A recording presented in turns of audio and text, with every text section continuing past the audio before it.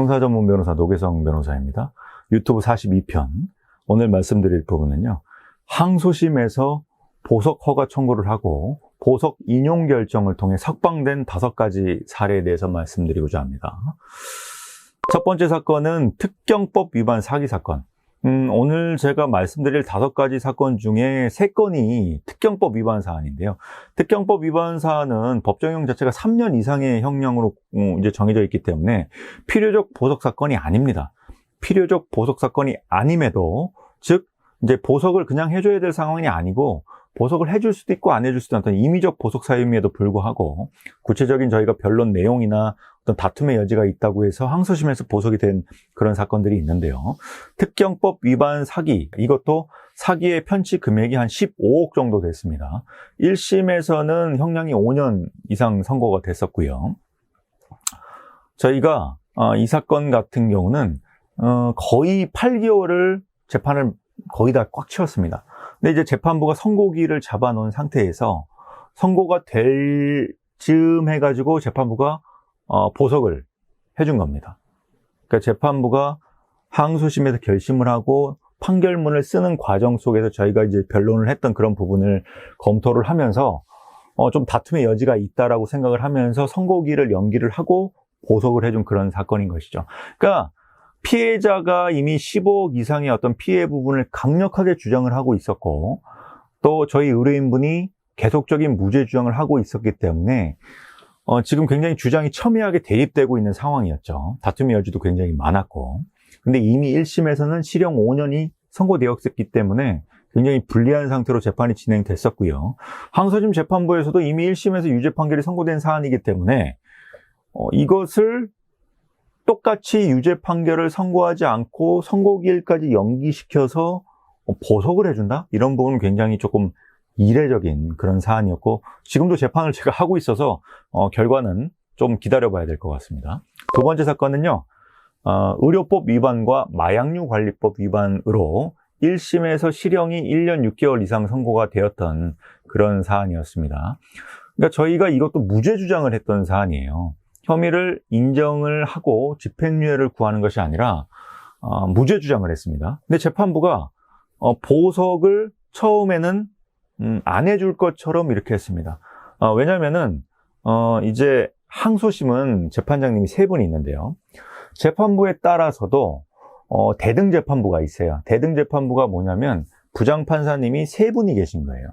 대부분의 합의부 항소심 재판부는 서울고등법원을 포함해서, 물론 뭐 고등법원은 고등 부장 판사 출신 재판장님이 계시고 옆에 이제 배석 판사들 중에 이제 부장 판사님이 계시긴 하지만 조금 연차의 차이가 있거든요. 근데 이제 대등 재판부는 3분이 연차가 거의 균등해요. 3분 다 부장 판사이기 때문에. 그러다 보니 주심 부장 판사님이 보석에 대한 어떤 인용을 해줘야 된다라고 생각을 해도 나머지 부장 판사님 중에 조금 이견이 있는 경우도 있을 수 있거든요. 이제 그러다 보니까 이 부분은 조금 다른 주심 판사님이 아닌 다른 부장 판사님께서 조금 반대 의견을 피력을 하셨던 그런 사건이었습니다. 재판 과정에서 이제 그런 부분이 재판부 내부에서 조금 이견이 있다라는 부분을 재판장님께서 말씀을 주셨던 부분이 있고요. 그래서 저희가 증인신문을 하고 PPT 프레젠테이션까지 하고 나서 저희 변론 내용을 들으시더니만 보석을 해주신 그런 부분이었습니다. 그러니까 결국 재판장님 입장에서도 이제 한 달에 뭐 100건, 200건 이렇게 사건이 많이 처리하다 보면 증거 기록을 일일이 다 검토하기 힘듭니다.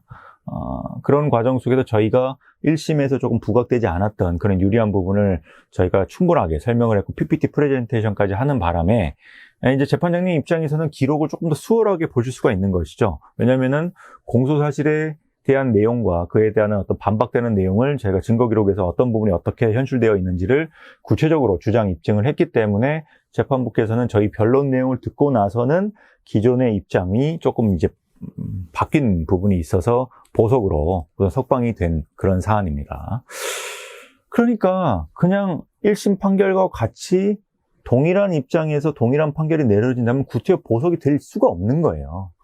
성범죄 사건에서는 더더욱더 보석이 안 되는 이유가 그런 겁니다. 혐의를 인정한 경우는 더더욱더 안 되고요. 1심에서 혐의를 인정을 했는데 항소심에서 보석으로 나온다? 그럴 수가 없지 않겠습니까? 항소심에서도 이미 동일한 결과가 나올 것인데 보석으로 풀어준다? 그건 안 되는 것이죠. 보석을 풀어준다는 것은 결국 피고인의 어떤 방어권 보장 차원에서 불구속 상태에서 본인에게 유리한 자료를 조금 더 모아서 변론을 해봐라, 뭐 이런 부분으로 기회를 주는 부분인데, 헌법이 정한 어떤 피고인의 방어권, 이런 부분을 조금 보장해주는 그런 부분인데, 지금 오늘 말씀드리는 모든 내용도 다 어떤 정도 무죄의 주장이 깔려 있습니다. 세 번째 사건 같은 경우도 항소심에서 사기 혐의로 1심에서 3년 6개월 정도의 실형을 선고받고 재판 중이었던 제 의뢰인이 이제 변론을 계속하면서 선고기를 앞두고 재차 이제 보석으로 석방되었던 그런 사안이 있습니다. 그러니까 재판부에서도 이거를 그대로 선고하기에는 조금 부담스러운 측면이 있었던 거예요. 저희가 강력하게 무죄 주장을 하고 그 부분이 추가적으로 확인될 부분이 있다고 재판부에서도 조금 확인을 해주셨기 때문에 이제 항소심에서 보석으로 변론의 기회를 주신 것이죠. 네 번째 사건 같은 경우는 조금 다른데, 이 경우는 항소심에서 사정 변경 사유가 있었던 부분이었습니다. 그러니까 피해 금액이 크진 않았어요. 한 1억 원 정도였는데 1심에서 법정 구속이 되고 항소심 진행되는 과정에서 바로 그 1억 원을 다 변제하지 못했고 한 9천만 원 정도로 변제를 하고 고소인 측과 이제 합의를 했습니다. 이제 그런 부분을 제가 항소 이유서에 넣고 바로 보석허가 청구서를 넣었더니 제가 서류를 내고 일주일 뒤에 보석 신문기일을 잡아주셨어요.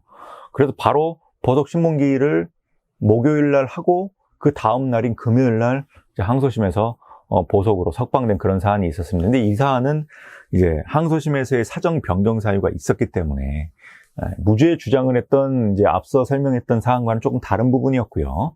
그러니까 사정 변경 사유가 있으면 항소심에서 이제 보석 석방을 해주기도 하는 것이죠. 마지막 부분은 이제 특경법 위반 횡령 사건이었습니다. 이제 다른 제가 사안에서도 제가 설명드렸던 부분이 있는데요. 이 부분도 횡령 금액에 대해서 조금 다툼의 여지가 있었고, 이거는 적용 법조가 이제 특경법이 아닌 일반 업무상 횡령 혐의가 적용되었어야 한다는 그런 어떤 무죄 취지의 주장이 있었기 때문에 이 부분도 재판 과정에서 제가 프레젠테이션 PPT 주장을 했었고요. 그 변론을 보시고 재판부께서는 횡령 부분에 있어서는 좀 다툼의 여지가 있다라고 생각을 하셔서 보석으로 석방을 해주셨던 그런 사안들이 있습니다. 항소심에서의 보석 석방은 어떤 충분한 어떤 다툼의 여지가 있는 변론의 구체적 이유가 소명되지 않는 한 보석 인용이 잘 안 되는 경우가 많아요.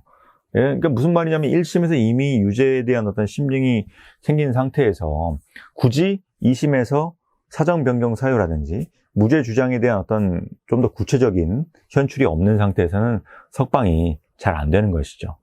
제가 처리했던 사건 중에서는 그래도 저희 법인에 1심에서 사건이 조금 잘 안 된 이후에 항소심에서 오는 경우가 많기 때문에 항소심에서 저희가 조금 새로운 주장도 하고 다툼의 여지가 많은 그런 무죄 주장을 강력하게 하다 보니 재판부에서도 조금 확인의 필요성이 있다고 판단하셔서 보석으로 석방해 준 사례가 왕왕 있는 것 같습니다.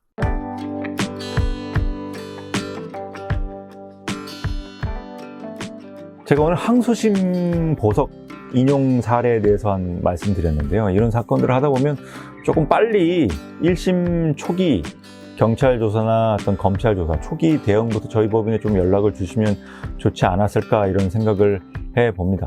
이게 저희 법인의 어떤 구성원들 자체가 이제 판사 출신 대표 변호사님들만 토대로 만들어진 그런 법인이기 때문에 검사 출신 변호사가 없는 부분 때문에 아마 초기 사건 대응에 있어서는 저희 법인이 조금 노출이 좀 덜 된 것 같지만 결과론적으로 재판에 있어서 이제 무죄를 받는 방법에 대해서는 저희 법인이 다른 여타의 법인보다도 더 많이 업무 처리를 해본 경험이 있기 때문에 제가 지금 현재도 제게 연락 주시는 많은 사건, 경찰 초기 사건, 검찰 대응 이런 부분을 제가 많이 처리하고 있습니다.